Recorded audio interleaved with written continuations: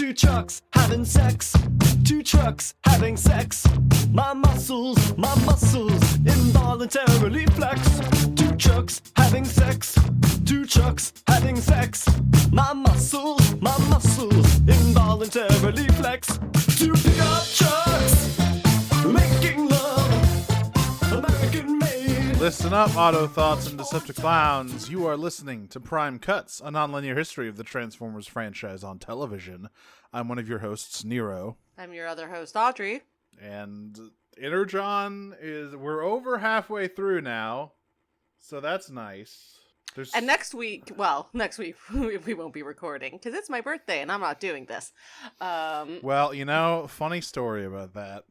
So you won't have to record. However, the next episode in Superlink is the one that doesn't exist in the dub. Are you going to just record one episode on your own? I think the plan is I'm going to record a solo bonus episode about episode 33 of Superlink. Fantastic. Let's do it.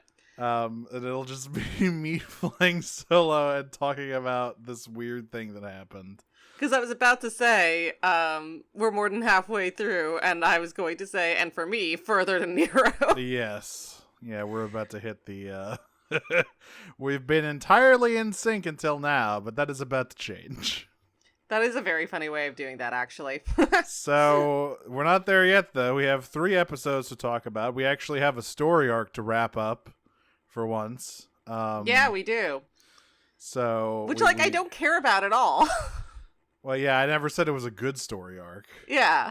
But it's I was watching it and it was man, I have nothing to comment on this. I have other comments about other things in the episodes, but nothing about Inferno. In a better show, the stuff with Inferno and the stuff with Demolisher earlier on in the season might have actually hit some kind of chord. Who? Yeah, I don't know. I think he's a monkey guy. He's a gorilla guy now. He just beats his chest and shoots missiles mostly. He used to be a guy. So depressing. It's so depressing. Yeah. In a better show, maybe those could have been something, but so they just kind of. But you get what you get, and you don't get upset. So we're gonna start off with episode 30 here, which is Jungle Planet, or in Superlink, Hellfire Jungle Planet. It is crazy that they just took the cities on Earth and then got planets out of them. And they keep talking about, man, it's sure being on this planet sure does remind me of being in the city of the same biome, huh, Misha? It's crazy that they did this. They added a couple more at least, because we have Iron Planet and I guess Boulder Planet. Well, I guess we had Iron Planet. Iron Planet goes away in the course of these episodes. Right. So the summaries here for Jungle Planet. Well, Team Prime rushes to Jungle Planet through the squiggly space zone. Downshift and Cliffjumper meet up with a crazy old man named Bulkhead, or Sprung in the sub, who, by the way, that is the Japanese name for Springer. I was about to say, clearly. Yeah. Who is also their leader and mentor. The Omnicons are on island time and are shocked to learn that Signal Flare can synthesize energon from solar radiation. Who's an Omnicon, by the way, if you can't remember that? He's the guy with the fucking radar on his hand. Because we've now officially gotten to the point where there are just too many guys actually to keep track of. There's so many guys. I don't know who any of these people are anymore. The cast keeps fucking expanding. But it's a fun fact to so before I continue on this stupid summary. So Signal Flare in the sub has a running gag where whenever he's doing the energon whenever he's doing the energon thing, doing the energon story, he goes Sore, which is I guess it's Japanese thing for right there or something, and they just say that for the entire time they're doing it. So it also sounds like Solar Ray. I wonder if that's supposed to be a pun. Maybe. Kicker doesn't care about that right now, though. He needs to find Inferno. Inferno is sitting in the middle of the woods trying not to be evil. Unfortunately, Megatron uses his link to Inferno for scouting and sends a raiding party to Jungle Planet once they find out it has Energon. The Decepticons begin burning the forest down in order to prevent the Autobots from hiding. Team Prime is held up in space and while Optimus himself manages to break through the blockade, he is stopped by Megatron at Starscream. This leaves Kicker, Ironhide, and Inferno alone to fend off Scorponok and the Terracons. Well, actually, it leaves Kicker and Ironhide, because Inferno is immobilized by trying not to become evil. While Optimus and Megatron fight in the anime Speedline dimension, the Bulkhead trio arrive to even the odds. Lots of talk about the power of friendship and teamwork and whatnot saves the day, and while everyone is pretty happy they saved Jungle Planet, Inferno is still struggling. This is, like, 3 episodes of Inferno being, like, trying not to be a Decepticon. Relapsed. I don't want to be a Decepticon. Oh, ooh, ah, ee, ooh. Ah. There you go. That's all he does in these episodes. So, I want to talk about Bulkhead. Oh, we gotta talk. Can we? Yeah, we gotta talk about Bulkhead. This Master Roshi ass motherfucker. He is. Especially from what I remember, his voice in the dub is super fucking Master Roshi. Yup. I think my favorite part about Bulkhead is that they gave him a mouth, but it doesn't move. Yep. He has like a he very clearly has a mouth. He has like a mustache. Yeah. But no. Yeah, so Bulkhead is like a crazy old coot. He's like Grandpa Simpson, basically. He's like Master Roshi. Yeah, he's like Master Roshi. He's like a crazy old coot who is secretly like really good at fighting. And yeah, this is the very first usage of Bulkhead as a name for a Transformer. I mean, that's fine. Guy. That's fine. It's just very funny to look back on, like, the kind of character archetype that Bulkhead eventually became, and to this guy.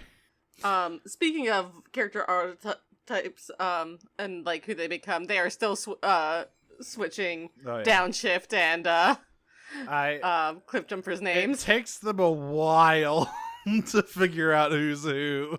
From what I remember.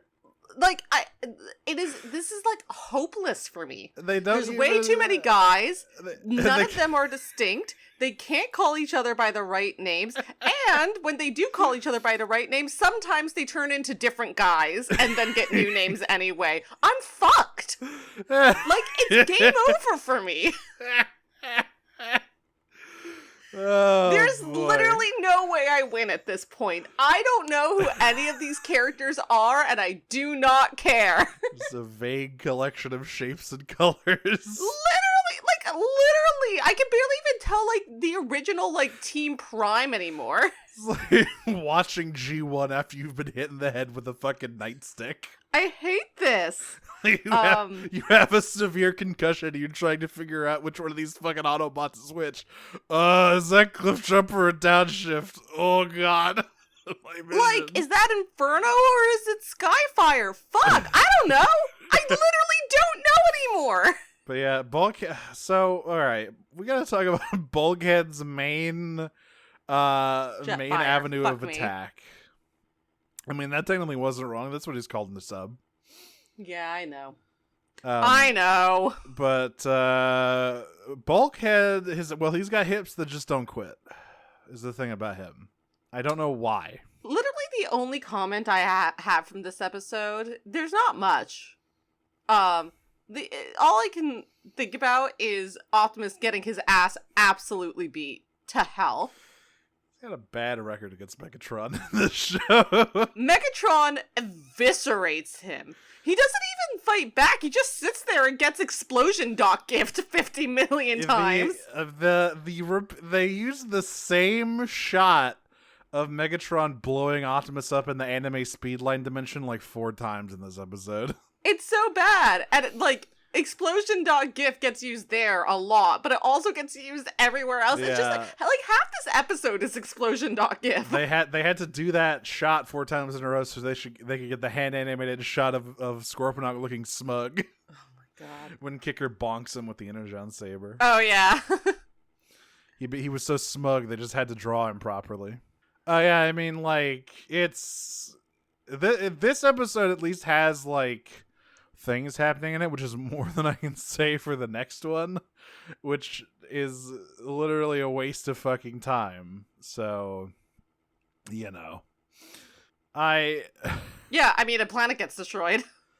Yeah, that's most of that happens in it. Like, we'll get to my summer here in a minute, but like, so Cliffjumper and Downshift. So as I said earlier when they were introduced, in the sub in Superlink, that guy who looks exactly like Wheeljack is called Wheeljack. They didn't have the problem of the other character being called Wheeljack, so you know all that stuff.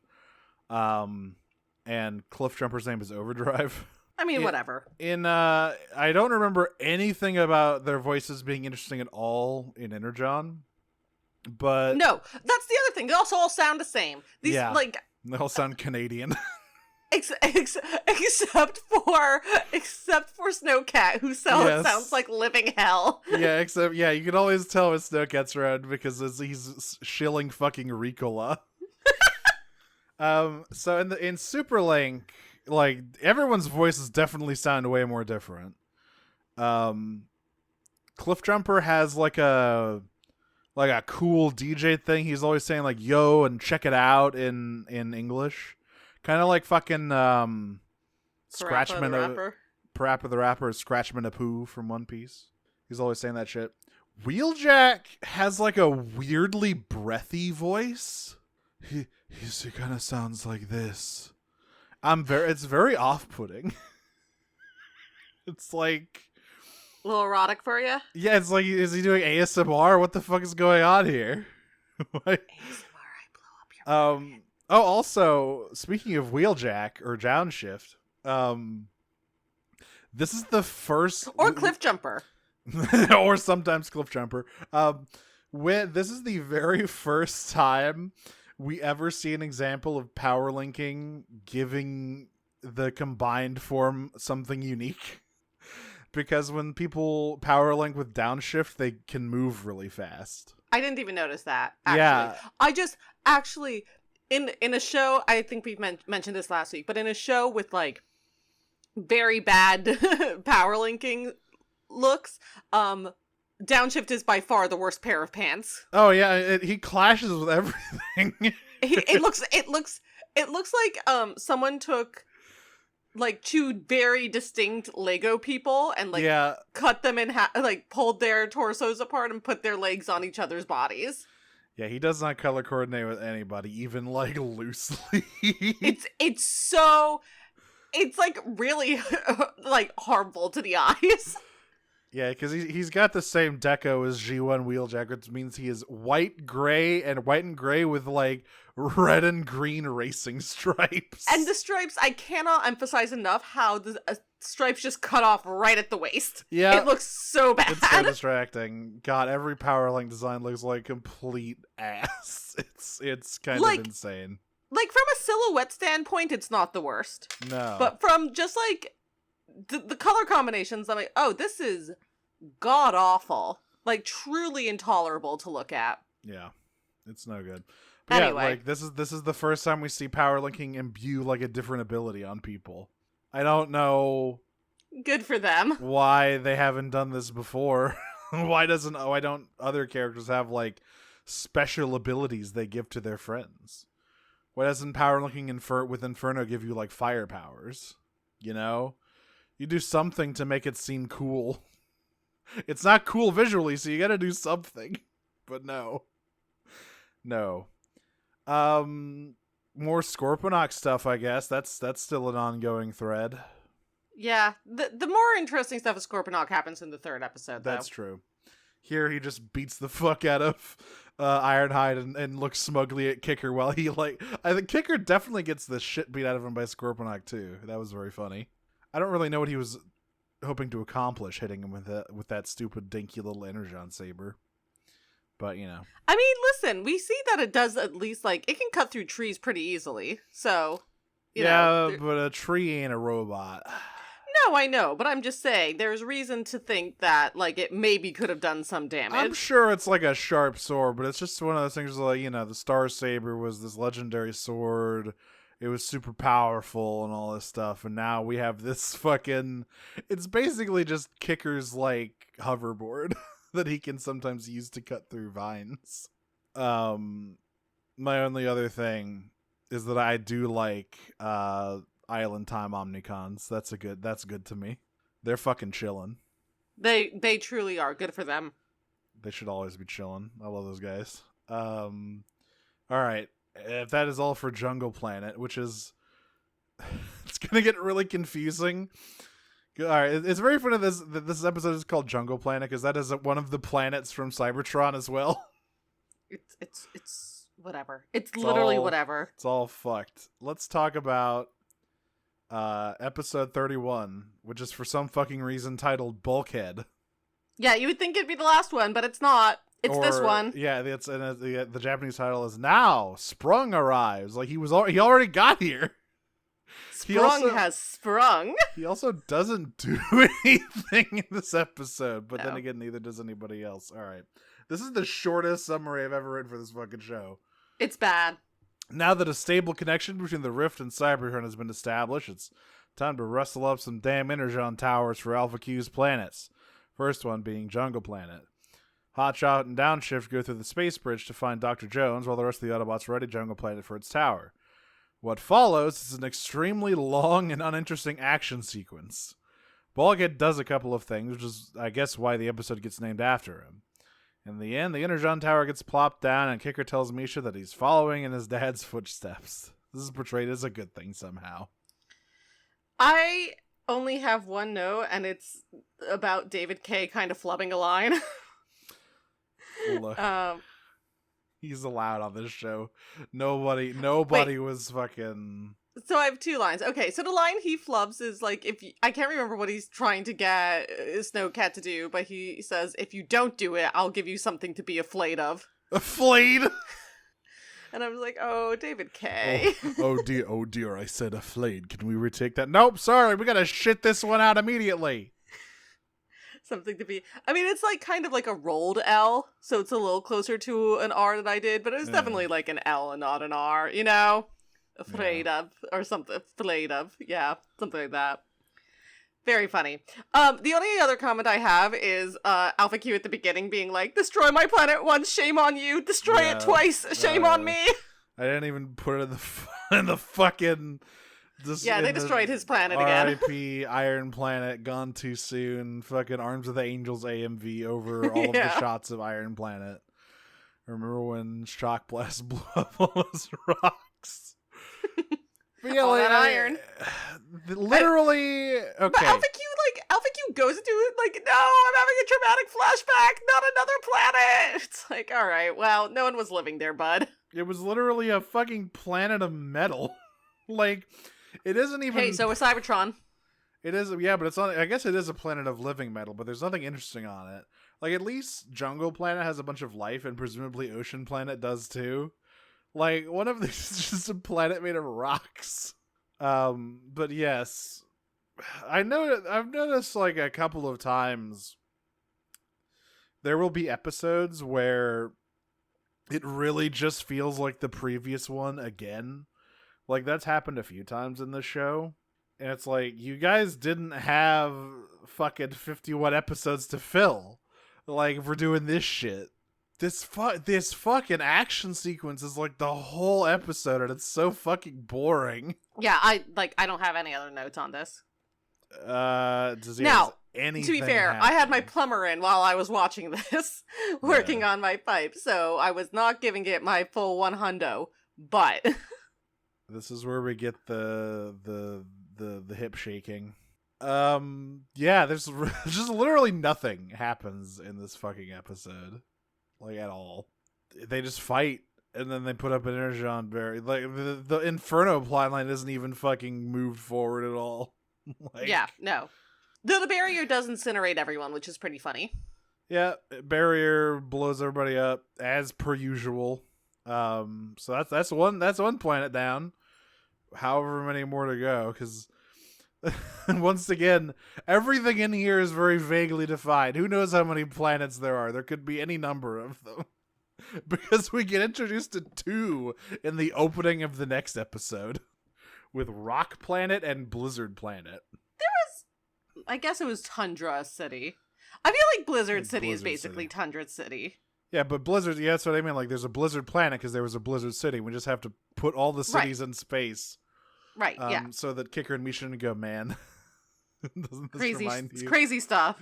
Does this remind you of the other one? All right, let's get into the big one here, which in both languages is called Farewell Inferno.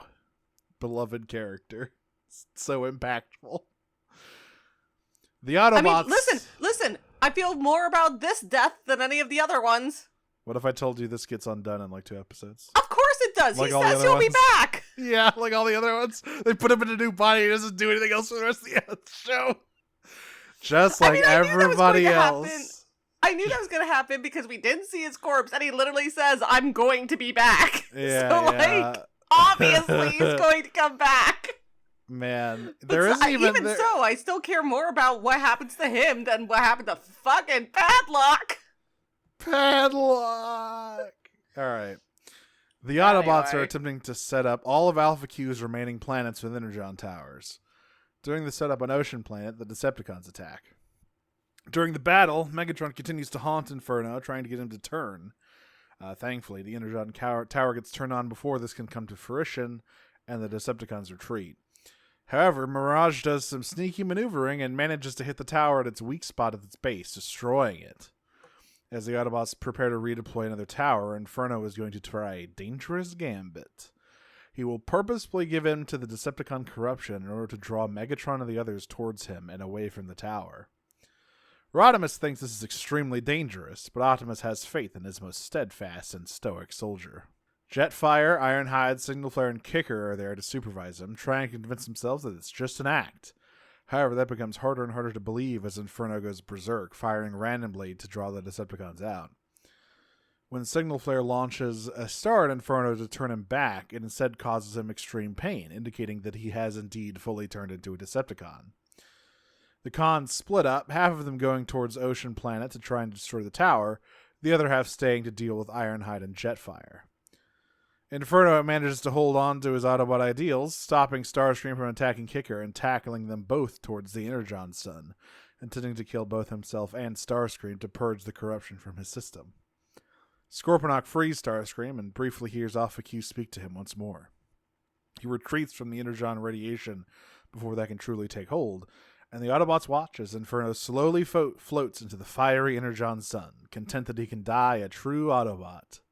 Ocean Planet's tower is raised, Jetfire recovers Inferno's spark, and Kicker remarks how Ocean Planet looks just like Ocean City. Great. God, fuck this show. Did Starscream forget he could teleport? Skywarp, you can teleport! Did he forget he could, like, turn invisible and teleport? Or can he not? The funnier thing is, can he not teleport and he can only turn invisible? What if it's just that? Maybe he's just moving really fast while invisible. He's just sprinting. Maybe we've just cracked this case wide open. There is a point in this episode when Megatron is addressing Inferno in space after he's become a Decepticon. Yes. And they're all making a plan, and you can clearly, it's like shot from a distance from like behind Inferno, so you see like all the rest of the Decepticons on the other side of him, so it's not like it's up close, but you can still clearly see Megatron's mouth moving while Starscream is speaking, which is pretty fucking bad. Yeah, I remember seeing that too. That is also an error that's in Superlink. Great. When Shockblast fights with Bulkhead, he gets hit with the it's the equivalent of Bulkhead hitting him with a house slipper. Yeah, no, Shock Blast's stocks continue to decline. He spends most of this episode being harassed by an old man. Yeah. Like, you were the sicko freak who killed his own men, like, 7 episodes ago. And now that's like the last thing as well, right? Like, any character that has any characterization loses it within 5 episodes. They become a fucking joke. There is a great line from Mirage here, at the bottom of the ocean, destroying the tower, where he just goes, "Mirage loves his job." You know, I'm happy for him. He actually did something he did like a cool move for once. He did something competent. Good job, Mirage. Mirage underwater is very cool. Snowcat underwater is one of the most challenging things I've ever had to listen to. Do you think, do you think they had Scott McNeil gargle while yodeling for that? I really don't know how they managed to get him to make those noises, or if they added like filters to it afterwards or what. I want to believe that he was gargling while yodeling. I want to believe that. And you know what? I want to believe in that beautiful vision for you, Nero. I mean, look, this is the guy who made all of Waspinator's noises with his own fucking mouth. Why can't he do underwater yodel gargling? I mean, those are two very different functions, but sure. The thing I will give this episode is that the Alpha Q Scorponok yaoi do be hidden. It's there. That's the only thing we have left. That's the only compelling thread we have left in this fucking show right now. Again, in a better show, the moment when Scorponok sort of like when Alpha Q is finally able to connect with Scorponok again, and like it's like hard to interpret Alpha Q's feelings. And I'm not saying this like as a Fujo. I don't care about yaoi and Energon, but like it's really pretty hard to interpret Alpha Q's feelings towards Scorponok as anything besides romantic. It's like the fucking Sworn Knight Prince dynamic. The Handmaiden. Yeah, Feudal, exactly. The Feudal Lord Handmaiden. Don't remind me about the Handmaiden and Feudal Lord. Oh my god, I'd somehow forgotten about that. We're popping the biggest bottles when Scorpio becomes canon. Man. Oh man, good times. Good times, old fandoms. God, I'm old. One of the most beautiful posts of all time. Just Feudal Lord Handmaiden. Imagine being so absolutely annihilated like that. Makora's queerer than Korosami. Because Korosami is in reinforcing stereotypical gender roles, even if one of them isn't the same gender as one of those roles. So stupid. Alright. Anyway. But yeah, I mean, look, Energon is like a garbled game of telephone version of Superlink, which I still don't think is a very good show. I know some people thought Superlink was fun. I just think it's kind of boring and undercooked, and like all of the narrative problems are still there. Character arcs are just abandoned, and people get shoved into new bodies without any like remarking about it. Yeah, I do think that even in Superlink, from what I've heard, that there's just, like, not a great cohesive plot. No. Like, all of the dialogue makes sense as opposed to Energon, but, like, none of it is interesting. All the animation is finished. All the animation is finished, and most of it still looks like absolute ass. But yeah, no, so, like, the Scorponok, like, Alpha Q stuff is actually like kind of interesting, and in a better show, like it really would tear at my heartstrings a little bit. I like there is a version of like Energon in here that you could easily turn into a much better show. Yeah, like you just need time and effort put behind it, and this could probably easily have been like way better than Armada. And like but instead, and like what it really need to be was less of a toy commercial. Yeah. Which is not what they were interested in. Like, at least in Armada, like, I never felt like Armada fulfilled its duty of selling toys, but it never felt as though Armada was its primary goal. It was at least trying to do interesting things and tell a story with these fucking characters. The thing about Cybertron is that if it had, it would be, Energon, is that it would be twice as good with half the characters. There's so many fucking characters, yeah. Like, that is really, to me, and maybe it's just because I'm watching the dub, and, like that is making it even muddier, but, like, to me, that is the core issue, is that there's too many guys, and the reason for that is because it's a toy commercial. There are 28 characters in this episode. It's too many guys! That's too fucking many. Armada never got a cast that big. No. And so, like, none of these guys can actually have any characterization. And, like, the plot doesn't really matter that much either. So, like that is, to me, what needed to happen for this to be a good show, and it didn't, because it was a toy commercial. It was a bad one, too, because like I said, it's just bad at selling the thing that the toy line is about. Like, it is so remarkably incompetent in every way that is kind of beautiful. Anyway, Inferno's dead. But not really, because they say we found his spark, and as we know in the Unicron trilogy, you can just shove that thing into a new body, and it'll be fine. So you can sell another toy. Yeah, and it's not even really like the smokescreen episode where there was like tension about like, you know, his spark is strong, but I don't know if he's going to be able to survive the transition process. No, that's fine. With this, They like, can just do we'll this shit. just shove it in there. Like, characters died in Armada. Nobody fucking dies in this show. Man. Oh, God. And Inferno's new character design is ugly as fuck, by the way. Just in case you were wondering. We'll get to him. We'll get to his new look in a few episodes here, but yeah, it's no good. Is there anything else we had for Farewell Inferno? That's it for me. All right, then. I suppose it's time to go through the questions. I'm so excited to see what you do next week with this. It's not gonna be a long episode, I'll tell you that much. Yeah, I can only imagine. But from what I remember, that like the one episode they just didn't dub for no reason is like the most important episode. I mean, why wouldn't it be? It's like the fucking fulcrum that the entire Scorponok and Ironhide storyline bends around, and they just didn't put it in the fucking show. Irrelevant. Vertijon Herzog asks, anyone know about the guy that appeared through a bunch of key American events of the latter half of the 20th century? I think his name was Forrest. What would have happened if he wasn't there? I mean, the thing about, I guess, like, it would have been the same. The thing about Forrest Gump is that he didn't really actually affect anything. He was just, like, there for most of them, like, incidentally. I never watched Forrest Gump. Is that what it's about?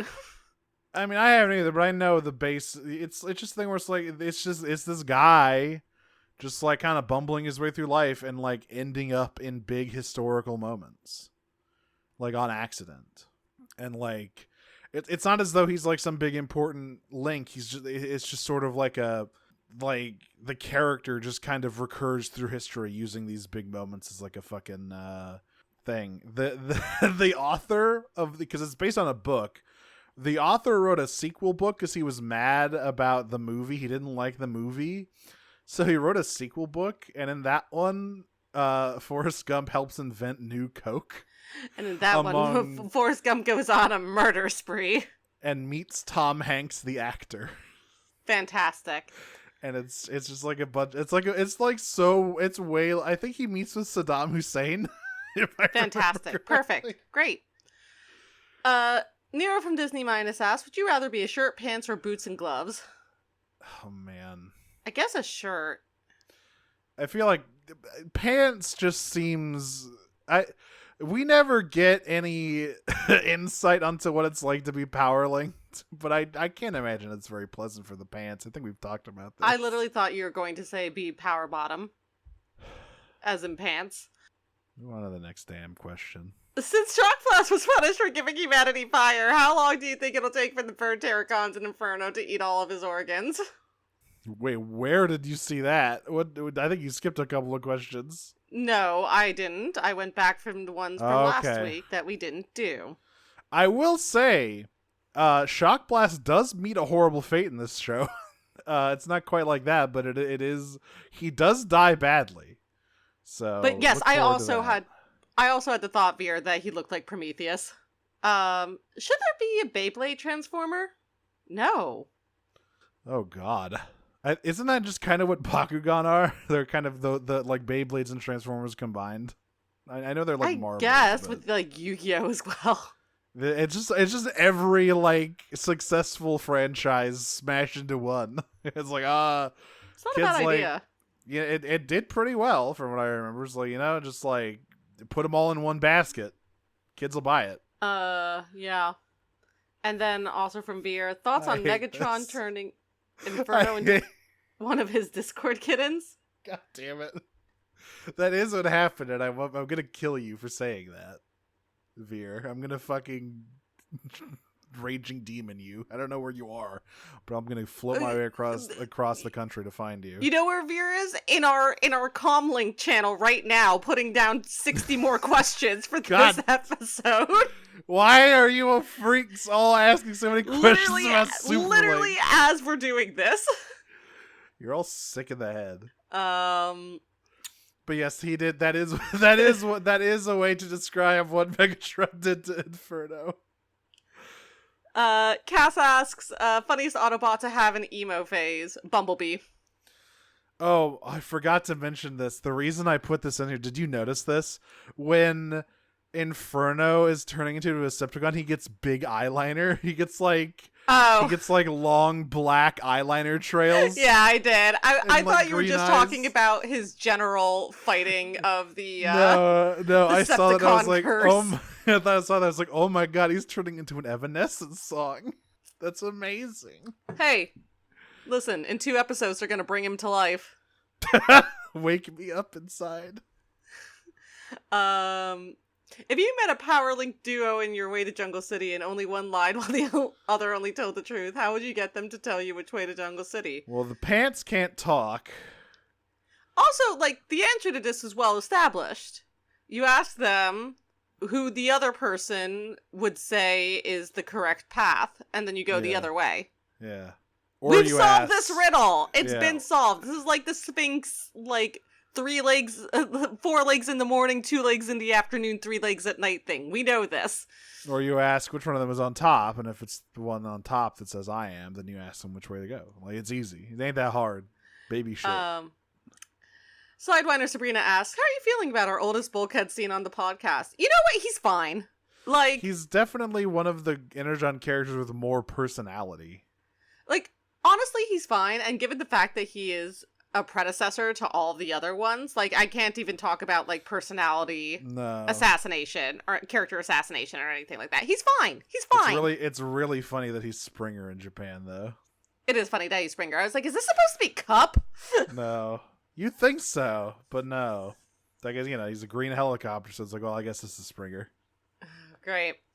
How do you flourish your attacks that shows everyone you're a little bit silly and or gay? I do this Ranke heart at the end of it. Like, like wrist flicks. Do some, like, hand gestures. What was with Scorponok's lips during that episode? Yeah, like I said, he gets so smug he has to be hand-drawn at a certain point. And yeah, he does have, like, weirdly defined lips. He went a little Overlord mode there. Yeah, I mean, it is still, like, so frustrating to see, like, the hand-drawn stuff, because it's like, damn, we could have had that. Every so often, they'll give you a peek into another world. Into a beautiful, beautiful world. Short Knock Chet asks, based on your reaction to the last episode of the pod, it seems our hosts aren't particularly fans of Padlock. I challenge you each to say something nice about Padlock. He's dead. He lived once. And he will never trouble us. He found found peace. He found peace. He had a best friend. That he had a good friend. Yeah. Who is now Optimus Prime's gloves and boots. Jacket and boots. Yeah. His bolero. I saw online, I realized recently that Wing Saber is supposed to be a send up to Star Saber from Victory. Yeah. Who is like a well-loved character in Japan. I just can't. I'm thinking about like being a Japanese fan and be like, oh my god, they're gonna put a Star Saber reference in the new show, and the Star Saber reference is a fucking glorified armor set who doesn't have a fucking character. I'd be so mad. As opposed to what we are now watching this show. Yeah, we're loving it. We're so happy, and we're fucking hunky dory over here. Sabrina asks, how do you coax the evil out of your scar? How do you keep it from taking over? And how do you suppress your evil? If you wish, you can substitute good for evil in this dish. Gotta suck it out. You gotta suck and spit like you're siphoning gas. Or removing venom from a fucking snake bite. I think you have to, like, put it in a bowl of rice. Yeah, or like, just shake it up a little bit, put it in a jar, put it in the fridge. That'll kind of diffuse the evil. I choose a different path. I challenge you to say something mean about Padlock, a much harder task, because Padlock is so lovable. He's ugly, he's stupid, he died in a really stupid and funny way. Give me $200. Yeah, you're ugly, you're stupid, give me $200, I hate you. I hate that we keep seeing him. It's funny that Wing Saber cried over his death because he sucked. I could keep going. Throughout this series, as well as Armada, the previous series, each side has had a color associated with it. In Armada, the Autobots were red and the Decepticons were purple, while with Unicron and the Minicons being green. Fast forward to Energon, and we see that the Autobots stayed the same, being associated with the color red, even their Energon is red. However, the Decepticons are no longer purple, but instead green. Do you suppose the reason for this shift in hue/surrendering of color dominion is a subtle way to show who's really in charge of the antagonist? No, Yeah. I don't think anything in this show was done on purpose. I will say, probably is because it's all like evil Unicron tainted Energon, like the fucking Terrorcons are born from Energon, but also it's because like green. It's if you're gonna do the like translucent plastic chips and weapons and stuff that they were doing for this show, green just looks better than purple, and also green is so like an evil color, like that's particular shade of like kind of sickly green. So it's not a subtle hint. It's obvious that Unicron is like up in Megatron's business, but it is a reference to that. No, dog. He totally has it under control. You keep saying it, and it keeps becoming more true every time. Ruby Road Rage asks, what does Bulkhead do with that thing? Come down to the fucking old folks' home on Bingo Night, and he'll show you. Sabrina asks, how did you save a hated enemy? I would drag him into the sun with me. It really depends on like how hated this hated enemy is, but if we're Man, talking oh fuck! I just remember, like, speaking of a better show, what if Scorponok didn't save Starscream and Starscream went through the sun and his spark also got purified and he went back to normal, he became a ghost and he talked to Alexa? No. Damn Fuck it! Fuck you. What if we did anything with him? What are you talking about? He has a character. It's Toady. Toady number 1 to Mirage's Toady number 2. Yeah. My genuine answer is that it depends on how bad the person is, but you know, the only good fascist is a dead fascist, so bullet to the head. That's some kind of salvation. Yeah, really for think sure. about it. Listen. Ruby asks, what was your emo phase if you had one? I wasn't really aware of emo culture trends because Southeast Asia. I was just depressed and wore black and long sleeves. I mean, that is emo. I never really had one. I did. I was like, I didn't socialize very much with anybody in middle school, and I never really belonged to any like particular subculture. I don't know. Oh, I didn't belong to like a group, but I was emo. Those were not mutually exclusive. I didn't even really go through like the phase of like black clothing and like fucking any of that stuff really. So I was a combination of like scene and emo, I guess. Although I didn't really associate with scene, but some of the things I was into, I think, are more scene than emo. So like I was like really into Invader Zim. I was really into, and like Yonem Vasquez in general. I read through like I collected all of Johnny the Homicidal Maniac and Squee. I still have those volumes somewhere. And like I was really into like the Happy Bunny stuff, and so like some of that stuff is I think more scene than emo. Yeah. But I was like a mall rat. We had a mall where I was growing up that was just called the Galleria, which like shut down last year, which is devastating. And I don't know where these kids are going anymore because like that was the mall to be a mall rat. But like right next to each other were a Hot Topic and a Spencer's, and right across the hall from them was the GameStop.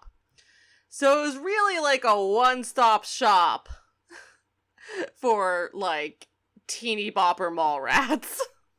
Huh. I just never spent much time in malls. I think that's why it skipped me over. I mean, I don't know about you, but like I grew up in true suburbia. I also did. I just like never went anywhere. Yeah. So, yeah, that's what it looked like for me. I mean, the music, I did listen, like, Nightwish, Evanescence, Flyleaf, AFI, definitely My Chemical Romance, like, Papa Roach, Linkin Park. Like, this was the shit I was listening to when I was in middle school. I also, like, I think, yeah, the music is how most people get into that stuff, right?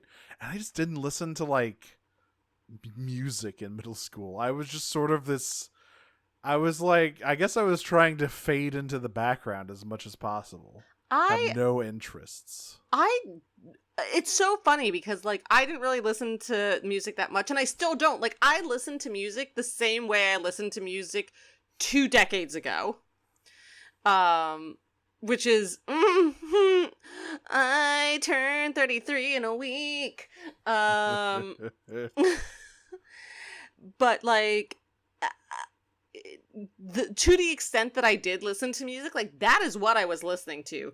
All that, and then also Red Hot Chili Peppers and James Blunt. Oh, my God! Wow, that's quite a pairing. And like some Hoobastank, there was some Hoobastank in there for sure. Oh, I still listen to Yellow Card. Yellow Card's all right. Yeah, I like Yellow Card. Yellow Card's fucking good. Sorry about it. Hoobastank. Hoobastank's not good. Hoobastank is not good. Oh, and Maroon 5. Oh my God, I love Maroon 5. At least their earlier stuff was somewhat listenable. Yeah. And I mean, like, listen, She Will Be Loved. Great song. Yeah. Still stand by that. Okay. Here's all right. So like here's what I was doing when I was like in like elementary school or early middle school. I had quite a few Kids Bop CDs. That was the beat that I was on. I mean, I had that too. It was just like in elementary school. Yeah, I graduated when I hit middle school. I had like I never really went out to see albums. I just had songs that I heard places and I liked. I burnt the I listened to a lot of the Fairy Tail soundtrack, the anime Fairy Tail. Yeah, okay. I had that burned to a CD. Oh yeah, that anime soundtracks were also a large part of what I was listening to for sure. Yeah, for sure. So that's what I was on. But yeah, I just never had an emo phase. It just kind of just slipped me right by. I mean, honestly, like, the reason I got into, like, more of the emo stuff, like, from a fashion sense is because I was going to Hot Topic for the anime stuff. Right. So I was going there anyway, and then, like, some of the clothes were pretty cute. Like, I'm not gonna lie. Like, some of the, like, the trap skirts, pretty cute. The trip skirts, rather, pretty cute.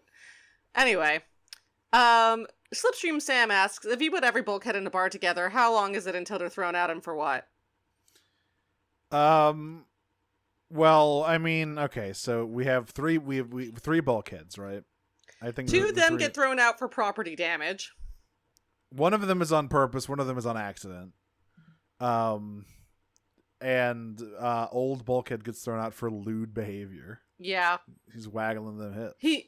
He's making the other patrons uncomfortable. It's very quick for all of them.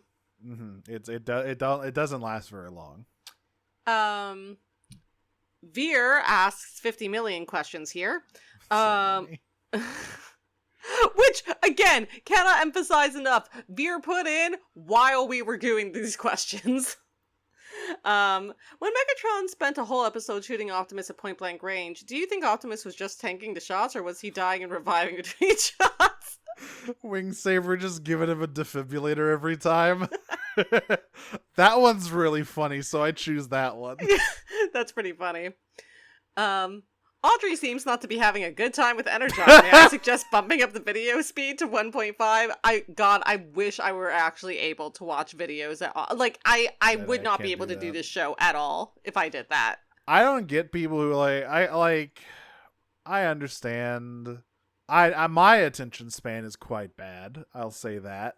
But like the 1.5 speed thing is like I couldn't imagine listening to something or watching something at that speed because it would feel weird. I mean, I only get it in terms of like editing. Yeah, like I do that when I'm editing because like that just saves time, and like you don't actually need to find, it doesn't matter how it sounds. You just need to find like the edit points. But like for watching stuff, it's like if I'm going to listen to something or watch something, I'm going to listen to the whole thing at normal speed and not like speed. I'm not going to nightcore this damn video essay. Yeah. Do bulkheads hips lie? No, they only tell terrible truths. They're the ones who tell the truth on the way to Energon City. For a society all about sticking together and never giving up on the good in their friends, the Autobots sure did just give up two of their friends when they were forced/manipulated and joining/rejoining Decepticons. Okay, hang on. They only gave up on Demolisher. I think they meant Scorponok. Scorponok was never really their friend. He was Ironhide's, like... It's mostly Ironhide. And to be fair, Ironhide really hasn't given up on him. He's the only one who hasn't. Where the energy was for Demolisher, nobody knows. But that is actually the one that's still on the table. But yeah, they just kind of forgot about Demolisher. Oh no, checks note from hand. Inferno left the Autobots to return to his home planet. How sad. Who was that guy? He was red. I think he turned into a fire truck. Again, like, in these episodes, Inferno actually had a character. He will not moving forward. No, he sure fucking won't. I mean, yeah, like, you can have... I understand they were going for the stoic sniper guy, right? Who's got, like, the tranquil heart. He wants peace. But, like, he ended up just kind of being around and mostly existed to be Hotshot's pants. What a great pair of pants he was. And finally, when are we getting the solo Padlock movie when you finance it? Yeah, you have to make it. You have to make the Padlock movie. Or you at least have to pay for it. You have to make you have to finance Padlock Origins. It'll be a fucking 5-hour long epic. I'm sure Michael Bay will be very interested. Padlock. I think we're done hearing about Padlock. I think after that last Wing Saber episode, I think we're done. Thank God. Don't quote me on that, though. He might bring him up again. In the meantime, we've been Prime Cuts. You can listen to us on the podcatcher of your choice. You can find us on Twitter at PrimeCutsPod. You can find us on Noisepace at noisepace.xyz, along with a bunch of other really cool shows. If you like what we do, give us a 5-star review. We appreciate it. I need to check those at some point. See if any new ones. They've not. I checked this today. Leave the reviews. The Apple reviews or whatnot. Those actually do go a long way for like the algorithm. But only if you like us. Only give us 5 stars. If you don't like what we're doing, do not review us. This is like Uber and Etsy, okay? You fuck us if you don't give us 5 stars. If you give us a bad review, I'm gonna send Bulkhead to your house. He's gonna wiggle his hips at you disconcertingly. I'm Audrey. You can find me on Tumblr, Twitter, co-host, and Blue Sky at Optimum and Prime. That's my funny robot internet joke. You listen to the other podcast I do as well, and that's called Pot of Greed, and it's about Yu-Gi-Oh! And that's me. Oh! Actually, shit. Well... This will go up when there's 3 hours of this left, probably. But hey, if you listen to this and you're in New York and you're going to FlameCon, I will be tabling at FlameCon with To Proudly Go if you want to say hi. Luckily, if you do hear this and you decide to come at the last minute, I will be tabling during the last hours of the con. So, great news for you, I guess. Put a fucking out in the server for that, because yeah, it's gonna be too late by the time this goes up. Oh boy. I'm Nero. You can follow me on Twitter at Dragon Smoocher, on co-host at Dragon Snuggler, and on Tumblr at Cyclonus with a 5 at the end of it. My other projects are currently on hiatus, but you can still find them over at If You Heidelin and Talk Cycles. So until next time, next week when it's just gonna be me giving a lecture on this Scorponok episode, I guess. Hey, you chose to do this. I am going to take aim and fire, but I am distracted by the sensual wiggle of this old man's hips. Transform and roll out. I am going to indulge in my old man yaoi, transform and roll out. Peach. Peach. Transformers, more than meets the eye. Transformers, more than meets the eye.